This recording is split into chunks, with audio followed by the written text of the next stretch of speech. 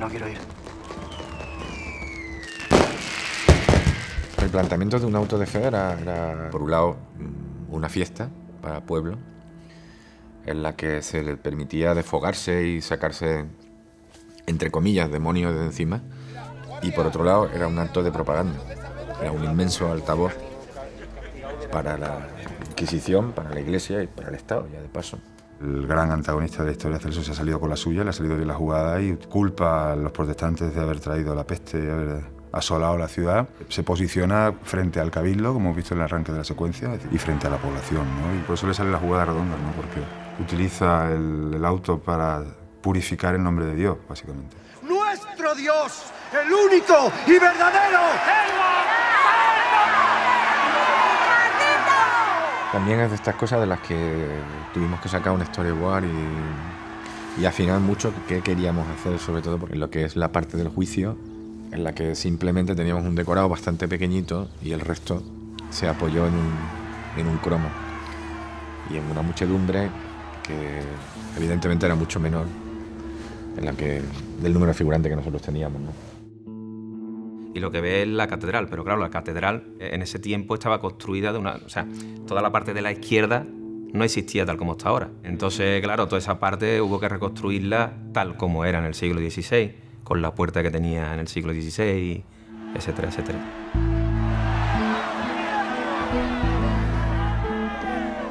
Luego también, por antítesis, de las cosas que más me funcionan a mí o más me interesan dentro de la secuencia es el comportamiento del público, para los que un auto de fe no dejaba de ser una fiesta. De las lecturas que hicimos es lo que me resultaba más llamativo, no en sí que se quemara a la gente, que ya era como algo que sabía. La realidad es que se subían a los niños en hombros para que vieran bien aquello y era motivo de mofa y escarnio público, porque pensaban de otra manera, que es una de las cosas, creo, más interesantes que tiene la serie, que respetamos muchas veces el que, bueno, en ese momento se pensaba de otra forma.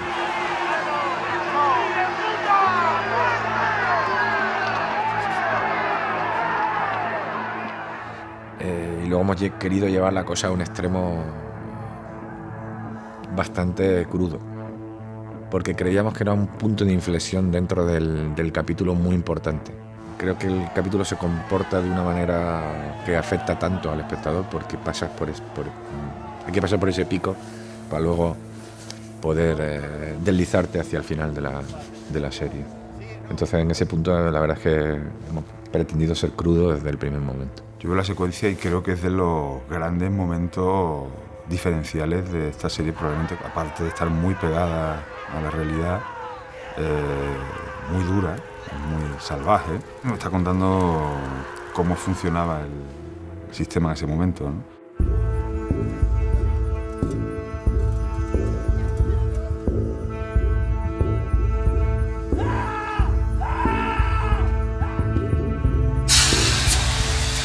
Nunca había trabajado con fuego, esta es la primera vez que hacíamos una secuencia de acción en la que hubiera fuego y la verdad me preocupaba bastante. Me impone mucho respeto el fuego. Alberto quería que subiéramos hasta el palo y se le prendieran las ropas fuego y desde ahí cayese, con el vestuario del personaje, que era un personaje que iba con un pantalón corto. Al final, pues bueno, por mucha protección que pongas y la verdad que estuvo entretenido. El resultado, que es la combinación de muchos departamentos, que no solo estaban los especialistas, sino también la gente de efectos especiales digitales y reales, más todo el departamento de arte, vestuario, en fin, fue de los días más complicados y más trabajosos. Pero la verdad es que soy muy contento del resultado final.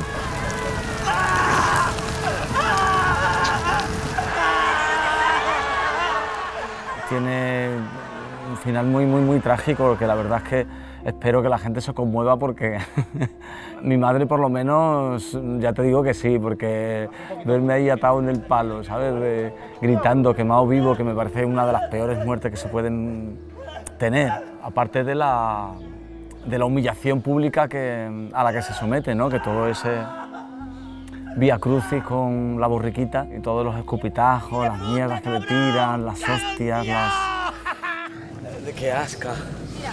Eso sí que es la peste. La verdad que fue divertido rodarlo y duro también, porque fueron 3 o 4 días de agonía fingida, pero de agonía.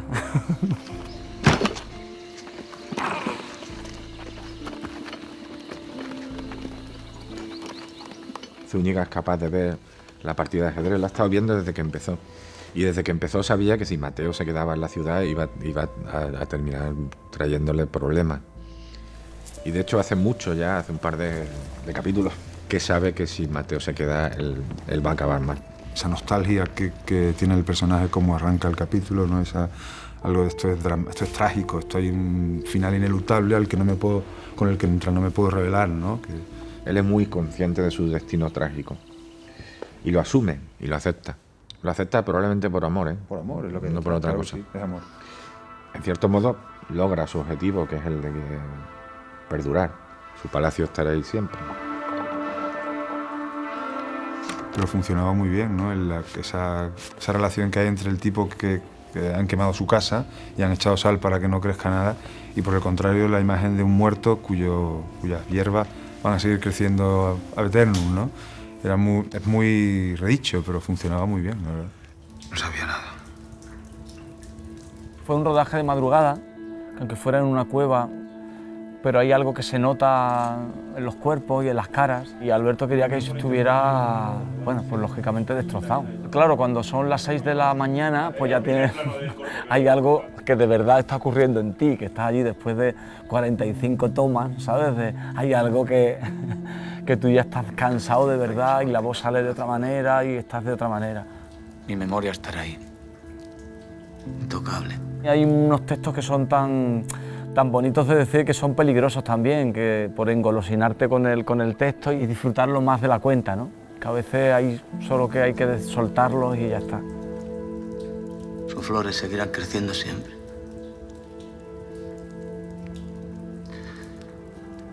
Como si yo estuviera vivo. Ahora tienes la frase más melodramática y más heavy, que es la última frase que le dice Mateo, es... Vete. Hace tiempo que deberías haberte ido. Eso es de melodramón grande, grande. No solo lo utilizó para llegar a la Edesma, también lo usó para que descubriera su plan. A mí lo que me parece más interesante del cierre de la serie es que al final te da exactamente igual la trama. Por lo menos a mí me ocurre. Y una vez que me han explicado aproximadamente qué es lo que ha ocurrido, cuál es el final de esa historia de misterio, lo que me interesa de verdad es saber cómo van a acabar los personajes. Qué es lo que le va a pasar a Valerio, qué le va a pasar a Mateo, qué le va a ocurrir a Teresa. Y eso yo creo que ha sido, que es síntoma de que las cosas funcionan. Era muy difícil que la trama cerrara, pero era mucho más difícil hacer que en un plano emocional el espectador concluyera un viaje y lo concluyera satisfactoriamente, ¿no? Sí, digamos que al final nos pasamos una serie entera hablando de lo importante que es la razón, y el último capítulo es pura emoción. La razón deja de importar y lo que importa es el corazón. Vámonos. Cojamos el primer barco que salga. Donde sea. Vámonos esta noche. Saldrás de la ciudad, pero vivo. Y no creo que más devastado que al principio. Con conocimiento de que es un hombre finito y un hombre enfermo, habiendo vivido un viaje emocional que probablemente hacía tiempo que no vivía, en su relación con Valerio.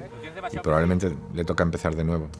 Creo que está en un punto bastante parecido al que empezó la historia. Un personaje al que se le abren nuevas aventuras y nuevos abismos vitales, una nueva historia por delante y muchas preguntas todavía. Dios castiga la vanidad de los hombres con el dolor y el desamparo.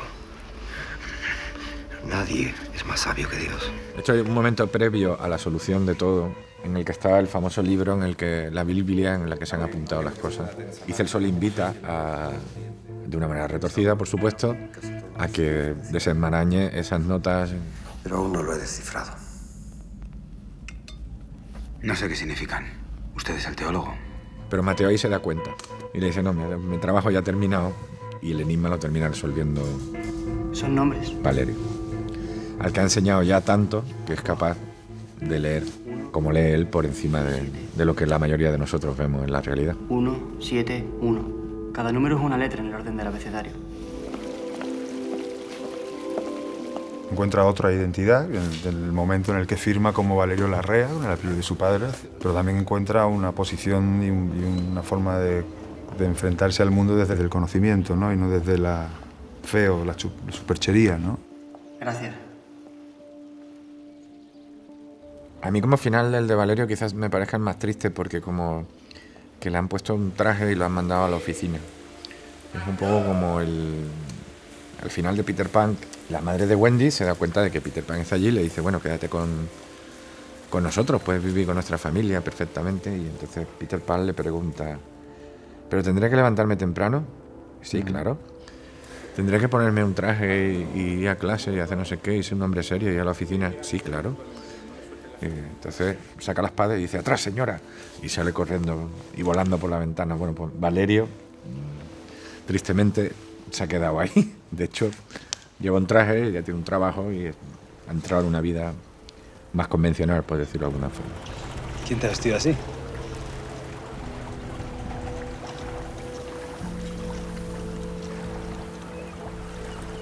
Esto es para ti.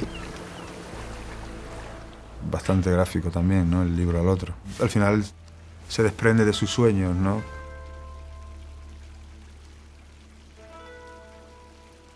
Al final termina firmando un cuadro con el nombre de una mujer, con independencia de que se venda o no. Yo creo que Teresa encuentra un sitio, termina firmando sus cuadros. No me parece un mal final el del personaje. Es una mujer con una posición y con un lugar en la sociedad sevillana de la época y en el mundo. Es hermoso. El más hermoso de todo.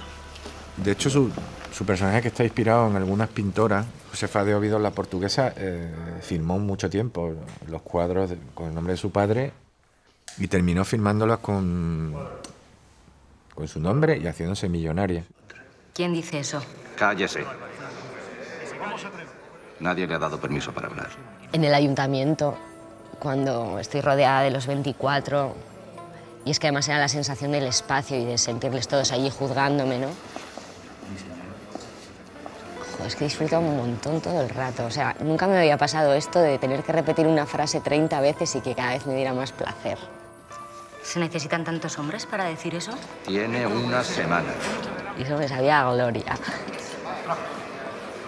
Igual que ese encuentro final que tienen Monardes y Mateo, mientras le está vendando y le está diciendo... Ignoran que la peste no desaparecerá nunca. Bueno, tú y yo sabemos que el problema real de esto que acabamos de superar simplemente es el hombre, no es otra cosa. Y la enfermedad es el hombre. Y ya de paso, pues, en esa secuencia hace una tesis sobre toda la serie. Claro. Ahí está el pensamiento de la serie, ¿no? La triste confianza en el futuro. El hombre. Creo que para nosotros ha sido como cambiar de disciplina, como si fuéramos corredores de 1500 metros y de pronto nos hubieran inscrito en maratón. Por resumir de alguna manera todo lo que ha ocurrido durante estos años, porque ya han sido unos cuantos años. Entonces para todo el volumen de trabajo ha sido bestial. O sea, desde el rodaje, que han sido casi 5 meses, el guión, yo no sé cuántos años entre una cosa y otra ha llevado la escritura del guión, el casting, los ensayos, el día a día, un trabajo bestial. O sea, son más bien es una maratón. Si lo otro son 1500 metros, esto ha sido 42 kilómetros.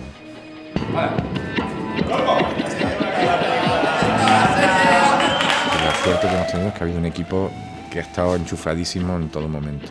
Un equipo humano, no me refiero ya a técnico o artístico. Todo el mundo ha estado muy enchufado todo el tiempo y con muchas ganas de hacerlo cada día mejor. Y yo creo que eso al final se nota.